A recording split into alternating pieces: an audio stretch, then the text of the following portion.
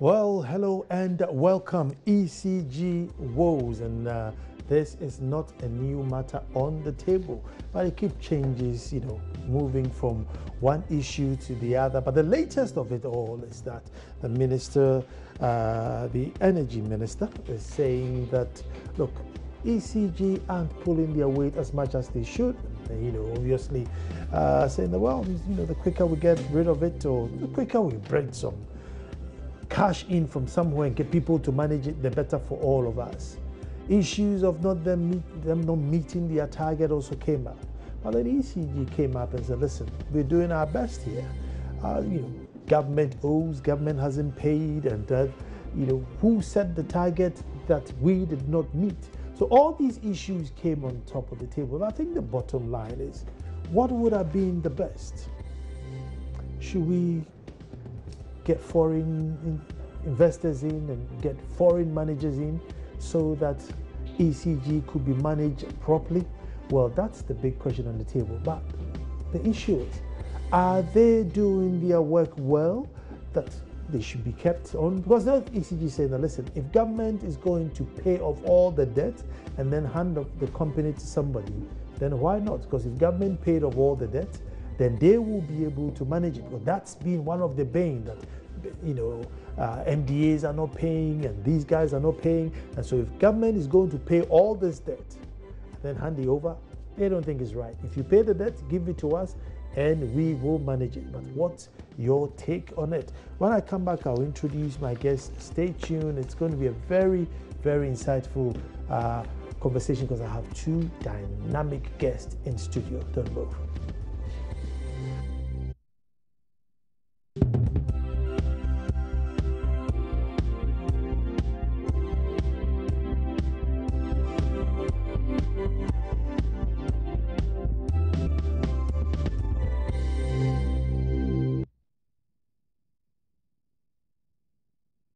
Now to our transmission infrastructure.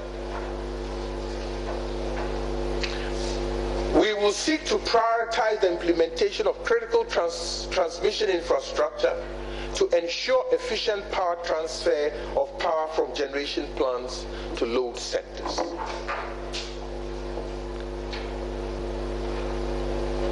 Those who are familiar with our national grid will recognize that it has critical weaknesses along the system. The Takwa and Soyem line is very weak. To put one substation in Greater Accra is $25 million US. Greater Accra alone needs 3 of such. Looking at the investment requirements of the utilities, we are talking of over $1 billion in total. The opportunities, therefore, are in the investment of the distribution networks, the billing and collection of electricity bills, and more importantly, when we privatize the last mile, that's the retail competition. The last mile, the supply is between the pole outside your house and your meter. There's a lot of business there which, when privatized, will draw a lot of people into. On our gas supply and for power generation, as I said, we ought to make a clear decision on the end use of gas. Is it all for power? Are we putting some in petrochemicals, such as refineries, such as plastics? Are we putting some in agrochemicals, such as production of urea and fertilizer? Well, I want to be clear that the embassy has not refused to pay our electricity bills. We've been asking for official bills for our various embassy-managed properties, facilities, for more than 2 years, so that we can issue the correct payments. We have the funds set aside to pay for the electricity, and so we're just going to continue working with ECG to get the correct bills so we can pay. So the understanding is that you haven't paid because you haven't received the correct bill. Right. We've been asking for the bills from ECG, and so we're going to keep working with them to get those and pay the bills. We have we have, by act of omission, run ECG down. It has to be picked up from the floor, right? And my thinking is very simple. Do we really honestly, this country, have 1 billion to invest in ECG without guaranteed results? We have to explain that clearly. We don't.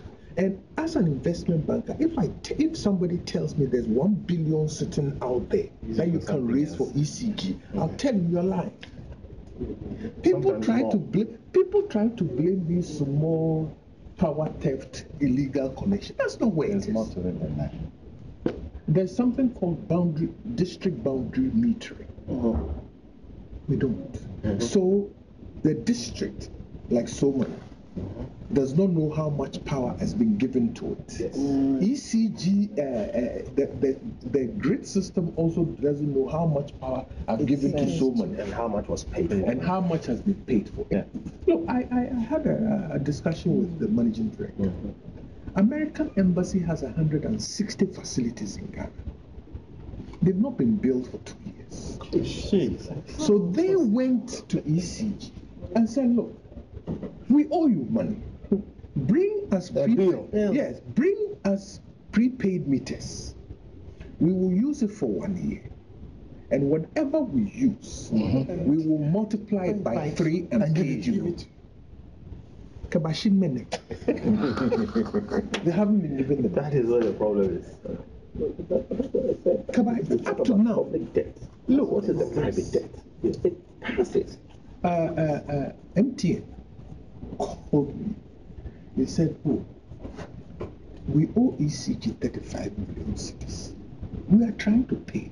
We are waiting for payment via instructions. And we've been waiting for 1 month. So I went to ECG. I said, hey, Eric, what's going on? I said, oh, the person who's supposed to send the instructions is on leave. Look at that. And they have 6,000 staff or something like that. 6,500. That's you see, and I sit back and ask myself, said Jimmy and I are broke. I just can't. I have a net office. I've opened this kiosk container. He's an electrician. I'm also the bill by 4,000. One more. One more. And the impudence is you want to go and disconnect him. ECG, they have to change. This thing about 5 years and don't worry about 5 years. Let me tell you, if we take it 5 years out, what prevents the new co from laying you off next year? I had the same meeting with them and I brought their lawyer. Well, that alone explains what the whole, sets the parameters for what the conversation will be leading to. And it's very technical. The American embassy is saying that, listen, I owe you, come and let me pay you. ECG say, look, you may not owe me as much as you think you owe me, and even the debt that's already there is just a matter of discrepancies. And so it's not as if that I'm being oblivious about it and don't want to bring the bill. But there is a bill which we are still, disputing. And this, I'm going to get very technical. And because it's going to get technical, I have technical men in the studio. Right next to me is Kofi Bento, Vice President Imani, and a lawyer, also a member of COSECA. And I'll tell you what COSECA is very soon. Kofi, you're welcome. Thank you, Nana. Intense. And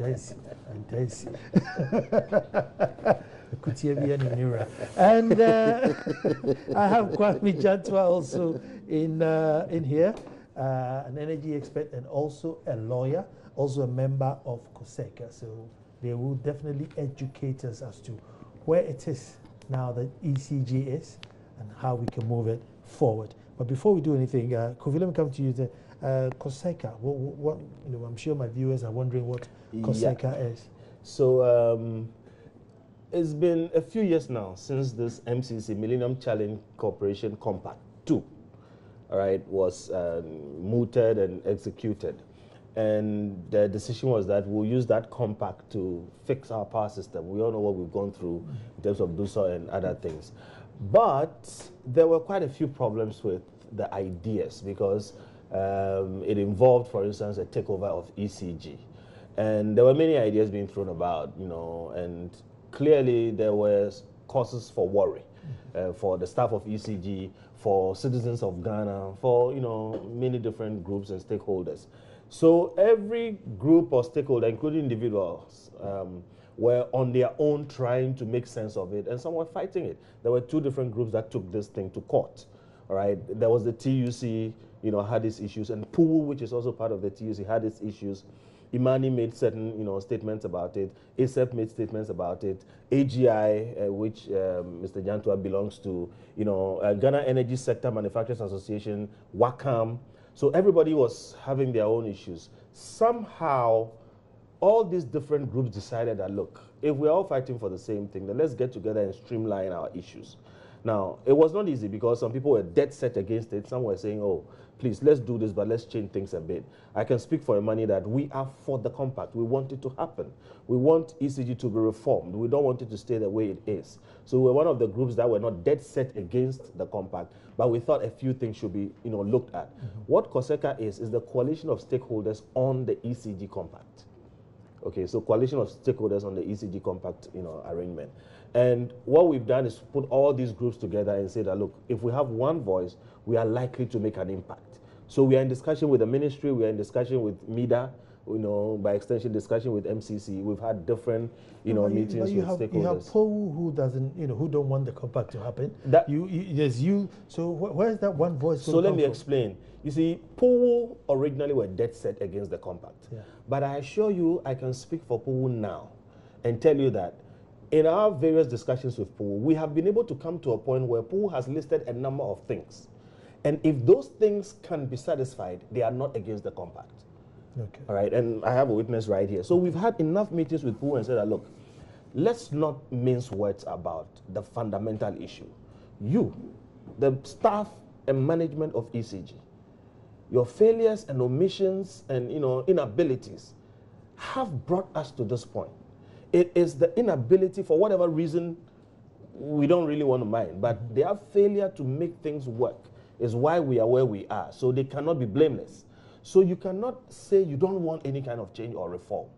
And the rest of us, civil society, are saying that there has to be reform. And the reform will not just be, you know, incremental. It will be fundamental and very, very far-reaching. But POU also has a point. One of their points, for instance, is that, fine, if you're going to reform ECG, and effectively you're going to sack all of us, and you're asking us to go and work for another person that we don't know, there will be a problem there. And it is actually even against the laws of Ghana. And they are right. Okay, so when we sat over many discussions, we got to understand what they were talking about. POU's position now is that if you can assure us of these issues, that, for instance, this won't happen, that will happen, and this, you know, is what is going to, you know, be, then we will not be against it. But if you cannot, then we have a problem because of those things. So POU is not dead set against the compact. We are worried about some of the things being proposed and what the potential effect will be. Maybe across the discussion, I'll explain some of them to you. Kwame, you see, we're blaming ECG and its workers. But, Kwame, even if I made you ECG boss, maybe not today, but in the past, and, you know, Ministry of Agric hasn't paid you, it'll be very difficult to walk in there to go and switch you off. That's if you want to still maintain your job. So, you know, there's parts of the problem that's not there. So, but is it fair the way we say, you know, ECG are not pulling their weight, the workers are not pulling their weight? They could only do so much. You see, Nana, good evening to all our viewers. It's a very sensitive situation that we find ourselves in. And let's be honest, it's not only a question of you having collected the fees that you need to collect and the charges that you need to collect. There's a second bit where investment hasn't been put in ECG for quite a long time. So even if government were to pay all their debts, there would still be a problem because of the type of equipment that ECG is running today. There is also the what did you call it? Something economy. The underground There's economy. also the underground economy within ECG, like you see in every industry in this country. The industry of It's also creating some challenges. But you see, I don't believe in the way the minister, the energy minister, is approaching it. In most of the things he's saying, it's right. But the communication is very important. We have said to him that, look, you cannot only work from the top and not go down to the bottom. We are even suggesting to him, bypass the union heads and go to the grassroots, the people, the workers down there, and explain yourselves to them. Look, as Kofi said, in the initial, in the beginning, we found it difficult penetrating them. It was a gradual process, and they are beginning to turn around and beginning to understand. And it's just a question of communication. Everybody wants to feel they are part of it. Nobody wants to feel that in the end, ECG is going to be mothballed. That's one of their major challenges. So you're saying it's for 20 years, and it's for 20 years and you're handing it back to me. Where will ECG be to be able to take over ECG that is being handed over? And so it's a Ghanaian institution. It's for Ghanaians. Yes, we need the money. And I'll tell you, government will not sit down for the Americans to take 100 million back to chest. So far as that money is there, they would need to take that money. And I agree with them. If they're giving you money to do it, yes, even if it was one city and to change something, yes, take it. But that communication that you need to do to convince others who are within ECG, who are within the country, Ghanaians, that communication needs to be had. And you don't need to take an entrenched position.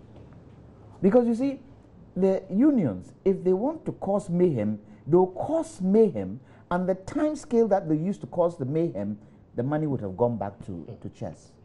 Kwame, let me stay with you. I mean, this whole idea.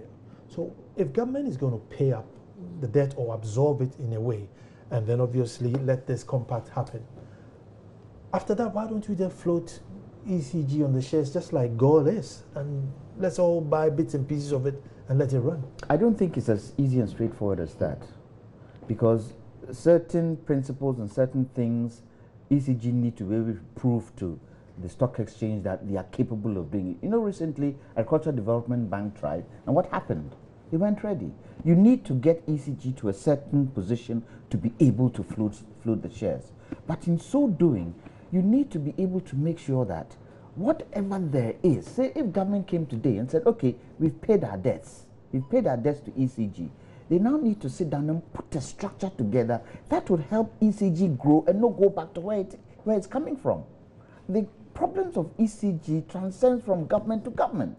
And this is where I differ from the minister pointing a finger only at ECG. No, you cannot point a finger at only ECG, because the problems have started way back and we've done nothing about it, and it's reached a head now. But I strongly believe, looking at the Americans, there is a much bigger agenda than what we see where energy is concerned. So we need to make sure that we are in there every step of the way and not leave it for them to take control. One of the major things that the ECG bill and the unions didn't like was this question of concessionaire. They don't want to hear that word. So we have said to them, we've said to government that, look, let's have a termed joint venture, because the term that they've asked is 20 years. Let's have a joint venture so that we also build the capacity of ECG people to take over. Now, it looks as if unions have understood it, but at the present moment, government hasn't understood it that well. We are still talking, and we hope in the end, you know, we're going to have a bidders conference on the 23rd.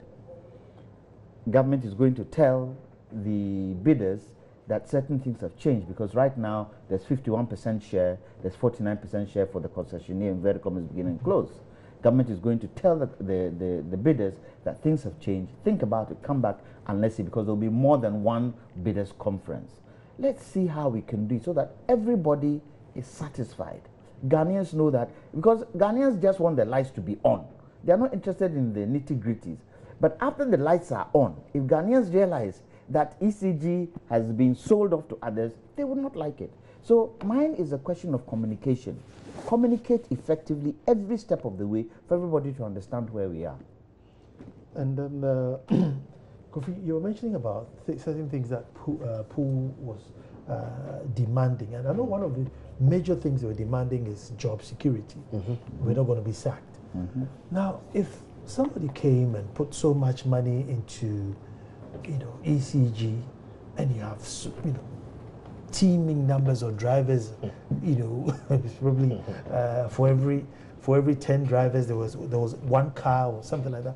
They're probably going to say no. I can only do 2 drivers, so 8 of you should go home. But here we are promising that no retrenchment, no retrenchment. How can you guarantee it? If I'm going to put my money in, I don't need all these workers, and it's happened so many times. Yeah, I mean, on the surface that's understandable, but indeed, some work was done recently. And it actually came out that ECG was potentially under-resourced. ECG has about 6,000 plus people. And look at it this way, you and I know a few of the things that go on outside. If you called the local utility and you said, I have a fault, they would be in your house in 2 hours. If you had, 24 hours won't go by, you'll get service, all right? If you wanted a meter, it won't be a hassle, okay? Now, if we had to have even half of that kind of service level quality in Ghana, ECG will need twice the number of people they have today, and it will not be a loss. Even if you had to pay for that service, you would pay for it. I know a place where apparently the World Bank gives some money for meters and poles and things to be done, and still the people in that area had to wait 3 years and pay bribes, even after these things have been paid. So, there's a culture problem there. So on the issue of, they have 3 drivers and that is more than they need, it's not entirely true. The thing is that the level of quality we are receiving now is so bad, is so poor, that it makes ECG look as if it's overstaffed. But if they were to get down and work and give us the kind of quality that we need, they would actually need more people. Now, marry that with the intention of this whole reform. The reform is supposed to bring somebody who has the right culture to give you and I the kind of service we need. If that person is going to do that, he will need all the 6,000 plus a few more people. The question, however, is this. Will the existing ECG staff be prepared to work at the level of efficiency of the private sector participant? That kind of culture shock, moving from a government-owned and operated institution to one that is operated by somebody who has invested 500 million of his money. He's going to make you work. Compare how people in MTN work today to how people in Ghana Telecom, Post and Telecommunications used to work. You see the difference. So that's the kind of situation you have to take a look at. So even today, the study says that if ECG were to give us good enough service, they are under-resourced. And if we are bringing somebody in to give us a certain level of service, he will need more people. So the fear of losing jobs is not a valid fear. We think they'll need more people. The thing rather is whether the existing staff will be able to rise up to the occasion. All right. So we've explained this issue to them, and indeed, they have admitted to us that if they are not able to stand the culture shock, they have a number of issues. Some people will leave voluntarily. And if for any reason you are not able to live up to the expectation of the new employer, and it is made clear, once you have union representation, you have the right collective bargaining agreement, and the other things that are there, you might even take a voluntary retirement. We've gone through all of this with them, and they have accepted it. Okay, they have accepted it. So the fear of job losses is really not one of the main things now. Because if you rationally explain it, like I've done with you, and if we had more time, I could have gone even into some further detail, you will come to appreciate that, yes, it's really not a real issue. Ghana has quite a widespread in terms of electricity. We are, I think, number 2 in Africa. Okay, so if you look at how many people want to have electricity, and we still have some expansion to do, all right, and add that to the quality of service. Take your house, even the urban areas, how long it takes for you to get a meter, okay? And all these things we are, complaining about in terms of people bringing bills and you want to go and pay. I have seen queues going around the block, people trying to buy credit. What it tells you immediately is that there must be 2-3 vending points at that place. So if we're going to get a certain quality of electricity, like you and I know happens in other places, we will absolutely need more people. I see. Well, Kwame, let's go to the issue of billing, where the minister was complaining that 2 years American embassy haven't been billed. This morning, Michael Nyanteti was on Joy saying, look, can't be true. But there is an outstanding bill where it's being yeah. What's happening there? Well, Nana, I, from my sources, have been able to access some of these electricity bills we're talking about from American Embassy bills. And from what I have here, it's been paid right up to 2017. There doesn't seem to be a debt on there. It's paid right from 2015, 2016, 2017. Perhaps there are some discrepancies. And I'll give you a typical example of what happened to me. The meter readers weren't able to access my house. And so what they were doing, they were giving me estimated bills. Now those estimated bills, they were, the kilowatt they were putting on was very minimal. And over a duration of time, the bills had escalated. Now, when I now got them to come and have a look at it, and they compared the day they came to read the meter to all that, it even turned out that I had to pay more. And so it could happen that there are these discrepancies there that they are trying to iron out. I don't believe that a place like the American Embassy would hold on to the electricity bills and not have paid it. I cannot see the kind of efficiency that they try to tell us. I cannot see how they would wait for their bills to escalate before they pay. My theory is that they are saying what they are saying because of what they are trying to do and because of the bigger plan they've got for energy, not only in Ghana, but Africa as a whole. And so they will say it to their benefit. But I don't think, from what I have seen, from the bills I have got of the American Embassy electricity bills, it looks as if they've paid up to date. And so let's be very honest with ourselves. I mean, honesty is always the key. Let us be very honest with ourselves and let everybody know what the true picture is. Let me acknowledge, and I'll come back to you. Let me acknowledge Michael Nyanteti, who's the General Secretary of POO. Michael, you're welcome. Yeah, good evening, Nana. Good evening. And hold on, let me get Kwame to finish. No, let him go on, yeah. Well, Michael, Hello? Yes, Michael. Yes. This discrepancy with regards to the American Embassy and MTN, not being billed or their bills not being collected. I mean, can you explain to us? Because it really makes the ECG looks like it has to be, given to charity like this morning. I mean, if you owe the American Embassy 2 years and they are out there in the press saying they are chasing you and waiting for the bill to be paid and nobody is standing up, it makes the citizenry quite frustrated. That those of us who pay 200 and 600 cedis a month, you don't give us breathing space. Here you are with 2 million and you're not going to collect it. So what's happening there?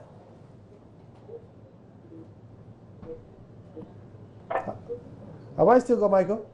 Yes, thank you. And good evening to your cherished viewers and listeners. I think we have explained the issue with respect to this billing. And we have indicated our surprise when we heard that publication, and especially when the statement was attributed to the sector minister. One thing we thought is that, just for the purpose of discussion, assuming that even this complaint that the American Embassy made to the minister was the accurate reportage, we were expecting that as the sector minister, he should have just issued some directives to the management that I give you 1 week, resolve this issue and report me. I don't think we will be here bantering over this issue. But we went further because from the statement that was put out by Daily Guide, the impression was created that the continuous debt that ECG is incurring is as a result of the reckless behavior of employees. And that was where we come in. And we felt that wasn't a fair representation. And we did some checks and realized that that whole concept or this assertion that for 2 years the American Embassy has not been billed and demanding bills from ECG is not a true reflection of the state of affairs. And yesterday, we had to put out our statement saying that from what we have checked from within the system, the embassy accounts that ECG operates is not owing any bills to the 2-year issues that they are talking about. And you can confirm that? Yes, we can confirm that. And it was unfortunately today I was supposed to have been with the studio with you. I would have, pardon? No, I'm listening. Yes, I would have brought documents to show you the bills that were sent, the days they were sent, and the days payments were effected by the American embassy. And these records are there. And I think the way this bantering is going, I think we will be compelled to put this in the public domain. We will publish this schedule showing the days and the amounts that were billed and the payments that have been effected. From the records we have, as the last payment the American embassy made based on bill that was submitted to them, they have 2 separate accounts. The major SLC account, they have paid up to March 2017. And for the group account, which covers a number of their facilities, which has totals about 300 a month, 300,000 Ghana cedis a month. That one too, they have paid up to February 2017.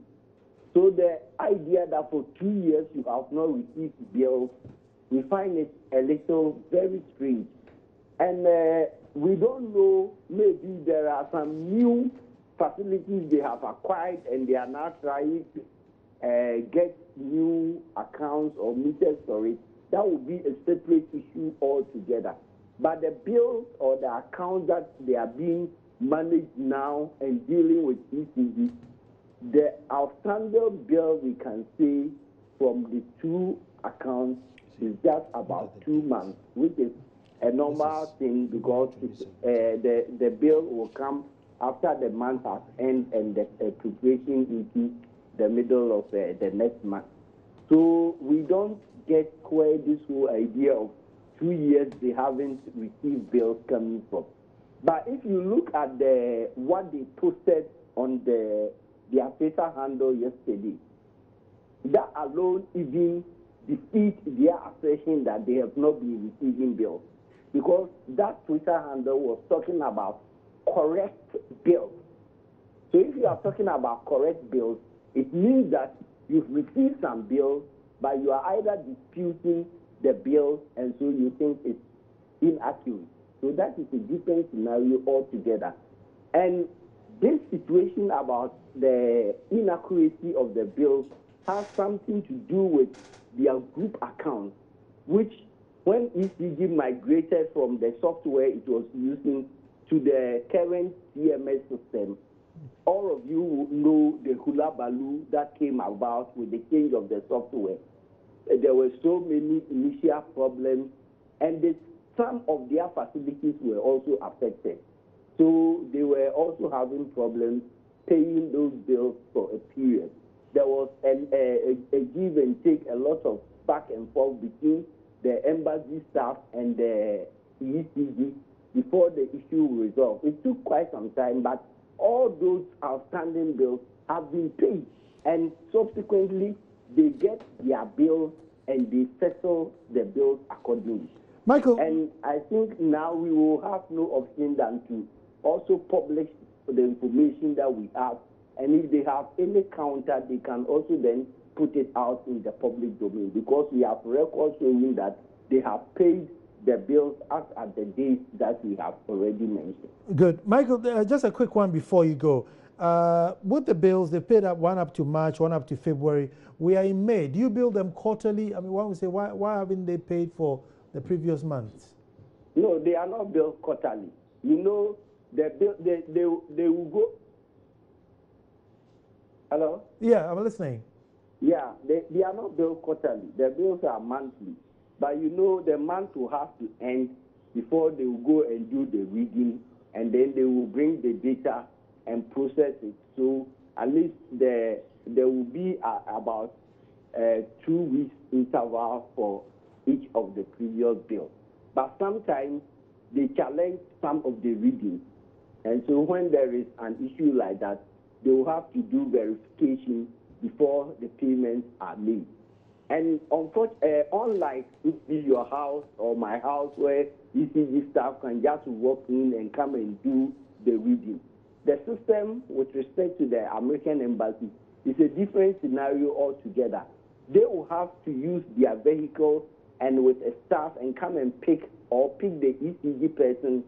So without them, you cannot have access to any of the meters that are in their installation. So the readings are done in the presence of one of their staff, and then the results are taken back, and then the computations are made and the bills are sent. Michael? And these are done always together with them. So it's not like it's something that ECG alone just go around and then into their installations and do the reading. Michael, thank you very much for that explanation. Thank you. Let me go. Kofi, is there a larger picture we are missing here? If Michael is saying, look, I can put it on record, I've seen, some information here with their billing. So, I mean, is there a larger picture? Yes, let's just say I was in the room when the minister made those comments. And like everybody, I was alarmed. You have to put that on the backdrop of each of us has some story or the other about ECG billing. It's not coming or it's wrong or something. So that's not a story. The thing was about whether for over a year somebody is asking for a bill and is not receiving it. Now, that has been soundly defeated. So Mike is right. I have seen in the room when the minister said so, and we are all together in this COSECA thing, so we tried to get information, try to ascertain the fact. Now, here is what we have been able to ascertain with documentation here, what you can see, that it is not true that the American embassy has not received bills for over 3 years. No, but the spokeswoman, Sarah Steely, sort of confirmed that we're still waiting. So I'm saying something. I'm saying I was in the room. Okay. And we have seen documentation, including documentation proving that the American embassy has paid bills on some of its facilities as late as March. All right. So there's a big picture. I have not seen anything that says that for over a year they have not received any bill at all. Okay. Now, what's the whole point of this? The point of this is that there is some sort of a picture being painted that ECG is so damaged and so crippled and so inefficient and so badly run, okay, that there is nothing we can do about it except to, mothball it and then let somebody just take over the whole thing. Let me say for the record, at least speaking for Imani and speaking for COSECA, we are not against the MCC compact.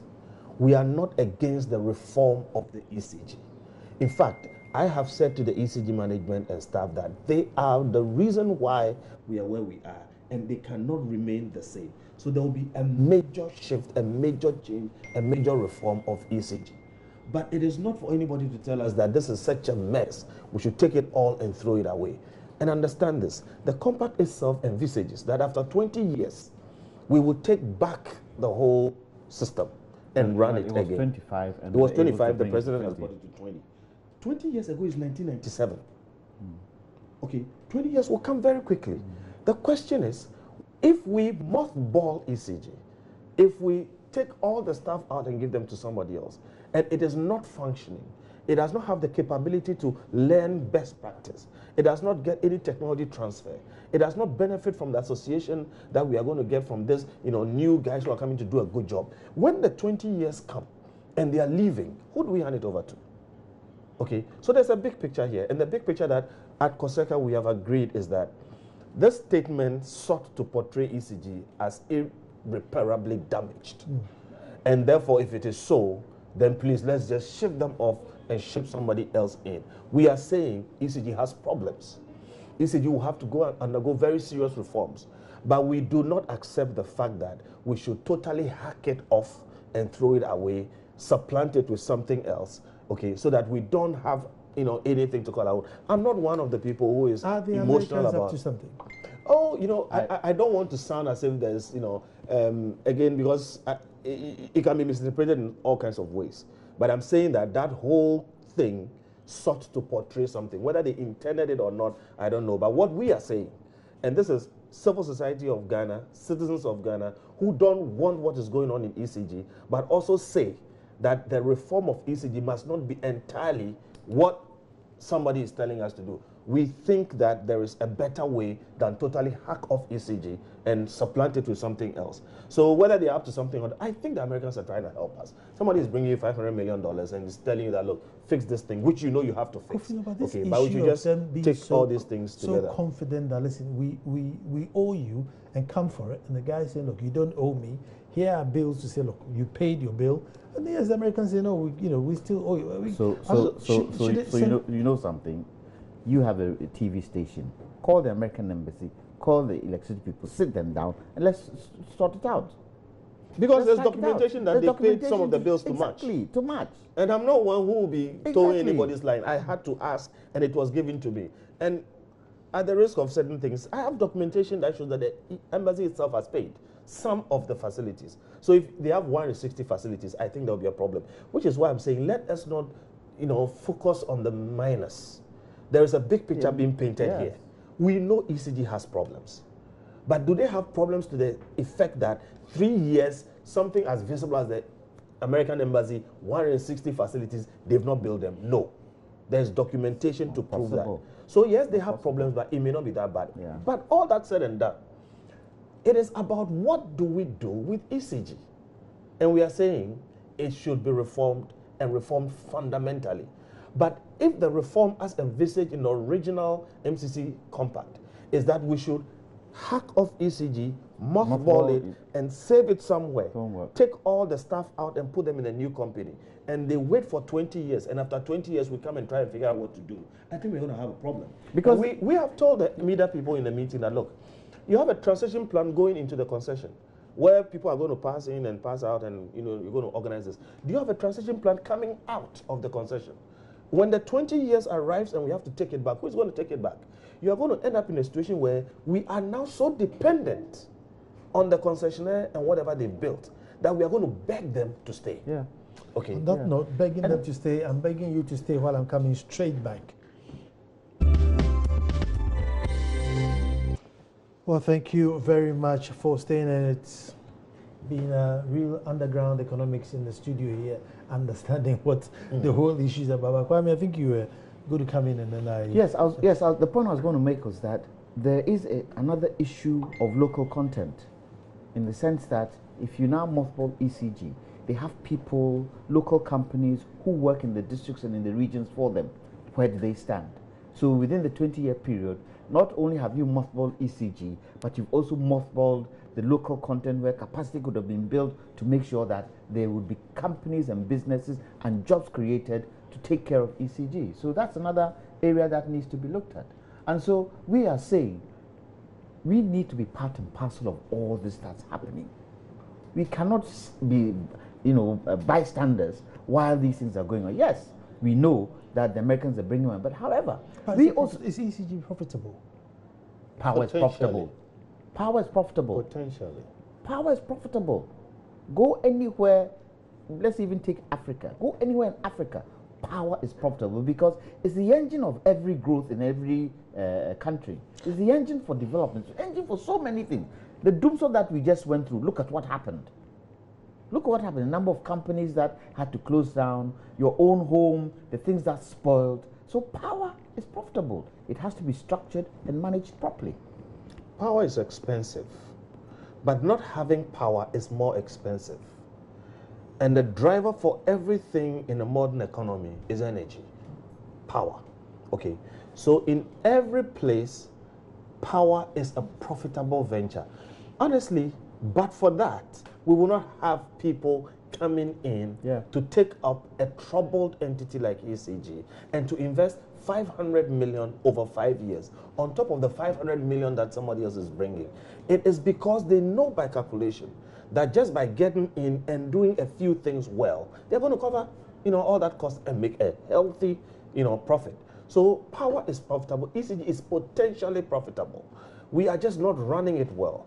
Look, And the government is partly to blame, but not entirely to blame. Again, I'll say, ECG itself, staff and management. Yeah. We talk about the government debt. That's a huge one. But there's also the private debt, some of which we are talking about, the MTNs and then the American embassy, thereabouts. So, look, there's enough blame all around. Across the board. We, the people who are stealing power and not paying, and we can also explain and say that, well, if I need 3 years before you give me power, then I might as well tap it. I know people whose meters go off, they have credit, it's not working. The only way out is to bypass it. Because they call ECG, ECG won't come.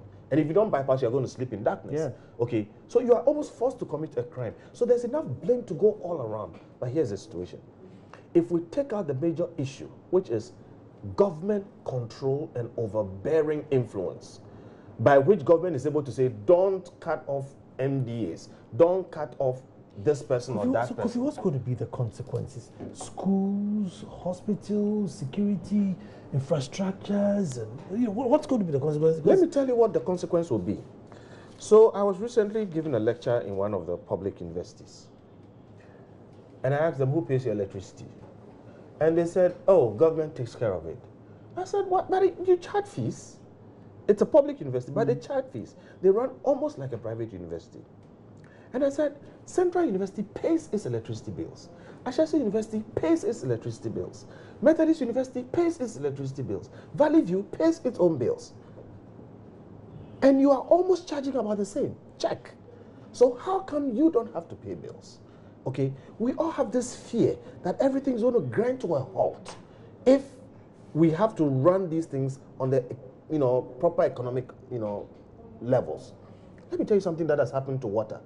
Today, for we middle-class people who have water running through our taps at home, as compared to poor people who don't have water and are buying sachet water, and trust me, people are bad thing with sachet water. Yeah. Sometimes it costs 100 times more. The poor are paying sometimes 800 times more. I know people who send sachet water to villages every weekend to their people in the villages. Okay, and if you compare that to what they are paying for pipe-borne water, it's 100 times more. Okay, so that economics tells you that if we could send water to everybody, everybody's going to pay a bit higher, but definitely lower than some other people are paying. Same with electricity. When people don't have electricity, the schools and the hotels and all those other places, okay, and the hospitals inclusive, they switch on generators. And you know how much that costs? Yeah.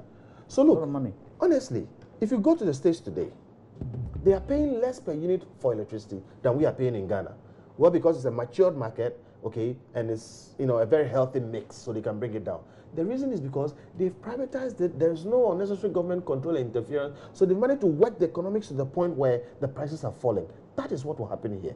Anybody who takes over our electricity system must expand it to as many people as possible and make sure that they are collecting the bills, they are cutting down the losses. We are losing almost 30% from the start. Economic losses, technical losses, non-collection and other things. That 30% itself, once we collect it, there's we are some done. competition before we hand it over. Yes, I believe that if we are to adopt the British system, especially in the retail side, the last mile side, open it up for others to compete, so that I can say that I'm going to Nana's company, or he can say that I'm going to this company. A typical example is what has happened in the refined petroleum product sector, where deregulation has taken place. Look at how prices are dropping.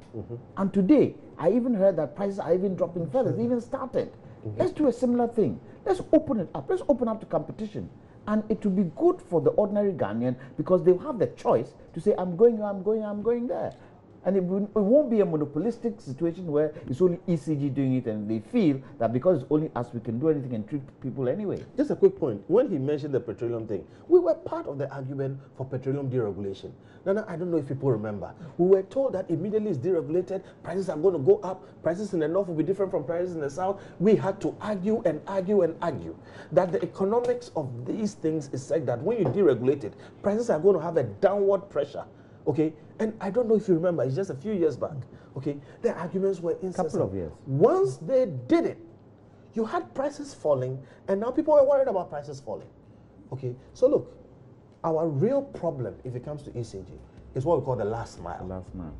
It has to be the supply phase. Okay, connections, faults, metering, bill collection, revenue collection, you know, and all those maintenance things. of wires. Maintenance. Those are the places we have a problem, and those are places where we can actually privatize. There are many best, you know, practices around the world we can learn from. So we agree ECG should undergo very serious reform, but not everything that is being proposed today is in our interest.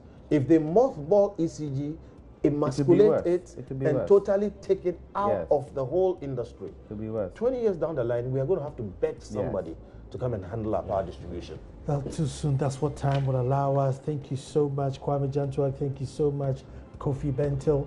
And I always give you the number before I go. That's Dante's Fashion, who make my shirts for the show. 024-366-2001. 024-366-2001. Give them a call. Get yourself a nice shirt. Tomorrow we'll be back to do this all over again. It's been wonderful, but hey, there's light at the end of the tunnel.